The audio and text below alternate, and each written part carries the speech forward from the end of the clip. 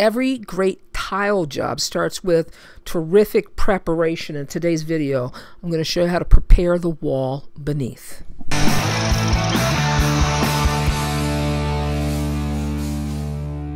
So let me tell you this, we're going to be tiling a substrate. That's what this area is here. But before we can do that, we have to prepare the wall. Now, if you notice, there's a patch here, all right? And I patched this a few weeks ago. There was an outlet that I had to move. I moved the outlet, and then I had to patch the area. Now, here's the thing.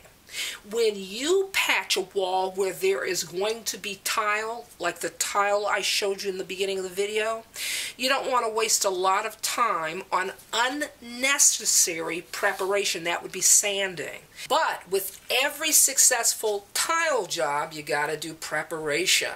And one of those things are you have to make certain that your substrate, that's what this is the substrate, you have to make certain that it's perfectly smooth and flat.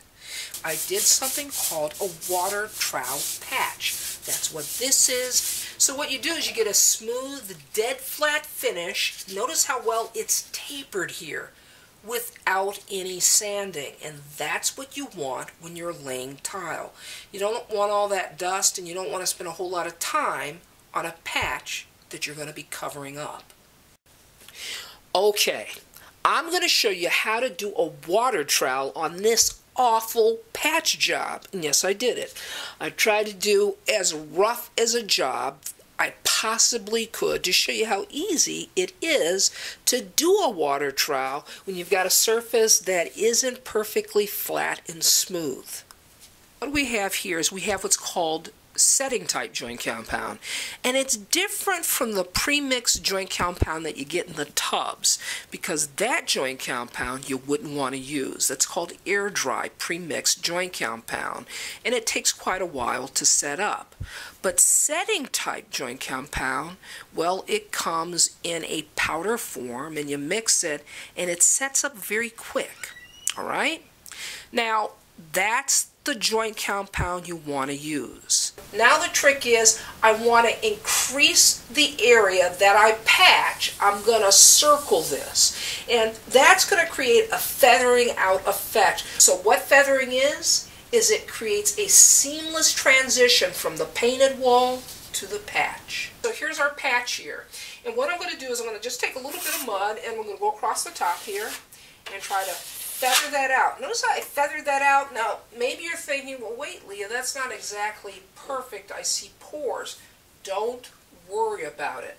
We just want to enlarge the patch.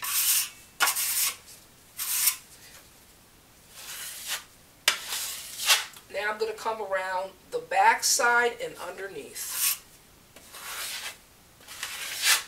Okay.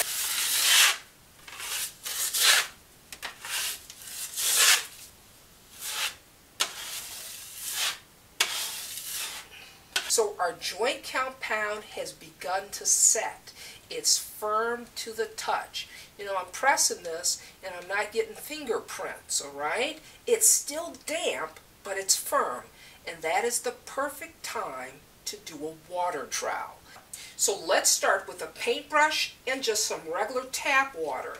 Now what I'm going to do is I'm going to dip my brush in there, and I'm going to lay my paintbrush on my patch. And I'm just going to go across. Just like this, go across.